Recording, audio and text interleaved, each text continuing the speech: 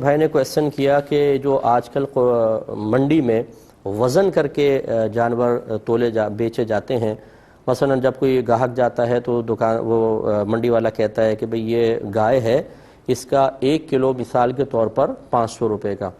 اب یہ نہیں پتا ہوتا کہ وہ کتنے وزن کی ہے اور جب تلے گی تو کتنی قیمت اس کی بنے گی۔ گاہک کہتا ہے چلو ٹھیک ہے، میں منظور، وہ دیکھتا ہے کہ ہاں اندازہ لگتا ہے کہ شاید یہ سستی ہی پڑے گی، پھر وہ تول لیتے ہیں اور بعد میں اس کو قیمت دینی پڑتی ہے۔ اس کا کیا شرعی حکم ہے؟ دیکھیں، مسئلہ یہ ہے کہ امام اعظم ابو حنیفہ رضی اللہ تعالی عنہ شرعی اصول یہی بیان فرماتے ہیں کہ جتنی چیز معلوم ہوتی ہے اور اس کی قیمت بھی معلوم ہوتی ہے، اتنی چیز کا سودا بھی جائز اور وہ قیمت کا لینا دینا بھی جائز۔ لہٰذا اگر اس نے کہا کہ اس کا 1 کلو اتنے کا ہے تو پھر 1 کلو میں تو سودا جائز ہو سکتا ہے، لیکن کل چونکہ اس کا وزن مجہول ہے یعنی نامعلوم ہے اور پھر اس کی وجہ سے قیمت بھی نامعلوم ہے، لہٰذا سودا ناجائز ہوگا۔ لیکن آپ کے دونوں شاگرد امام ابو یوسف اور امام محمد رضی اللہ تعالی عنہما ارشاد فرماتے ہیں کہ اس قسم کے سودوں میں ابتداءً جہالت ہوتی ہے، یعنی معلوم نہیں ہوتا کل وزن کتنا ہوگا اور کل قیمت کتنی بنے گی، لیکن جب اس کو وزن کر لیا جاتا ہے تول کر اور پھر اس کی قیمت کا اندازہ ہو جاتا ہے، بلکہ واضح طور پہ قیمت سامنے آ جاتی ہے، تو یہ جہالت باقی نہیں رہتی ہے۔ لہذا انہوں نے اپنے دور میں اس قسم کے مسائل میں جواز کا ہی حکم دیا، اور ہم بھی اس بات کو پسند کرتے ہیں کہ چونکہ یہ خرید و فروخت اب ہماری منڈیوں میں بہت زیادہ رائج ہو چکی ہے، اور عموماً یہ یاد رکھیں کہ کسی بھی چیز کو مجہول رکھ کر سودا کرنا یعنی غیر معلوم رکھ کر سودا کرنا یہ جھگڑے کی طرف لے جاتا ہے۔ جیسے اکثر آپ نے رکشے میں دیکھا ہوگا، کوئی بیٹھ جاتا ہے، ابھی کتنے پیسے لوگے؟ ارے جی جو مرضی آئے دے دیجئے گا، بیٹھ گئے۔ اب جب اسٹاپ پہ اترتے ہیں، کتنے پیسے؟ 200۔ وہ کہتا ہے بھئی میں تو 100 روپے دوں گا، جھگڑا شروع ہو گیا۔ تو یہاں پر چونکہ اجرت کو مجہول رکھا تو دیکھیں یہ جھگڑے تک لے گئی۔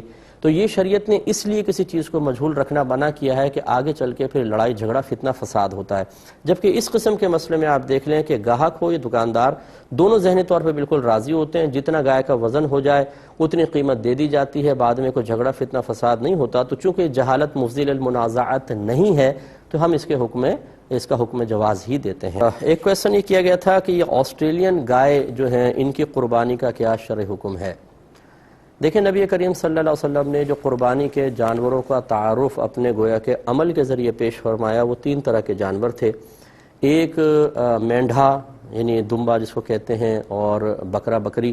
نبی کریم صلی اللہ علیہ وسلم نے خود مینڈھا ذبح فرمایا اور ایک صحابی نے بکری ذبح کی تو سرکار نے منع فرمایا کہ نہیں، اس کی جگہ انہوں نے عید سے پہلے قربان کر دی تھی، سرکار نے فرمایا قربانی ویلڈ نہیں ہے، آپ ایک اور بکری اس کی جگہ قربان کریں، تو گویا کہ آپ نے اس کی اجازت دی۔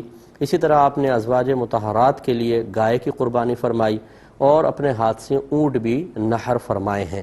تو یہ پھر 3 قربانی کے جانور سرکار سے چونکہ منقول ہوئے کہ بکرا بکری، دمبا دمبی، گائے بیل بھینس بھینسا، کیونکہ یہ ایک ہی نسل سے ہوتے ہیں، اور اونٹ اور اونٹنی، اس کے علاوہ کوئی قربانی کا جانور نہیں ہوگا۔ اب اس میں کوئی تخصیص نہیں بیان فرمائی کہ وہ کون سے علاقے اور کون سے سٹی اور کون سے خطے کی گائے ہو۔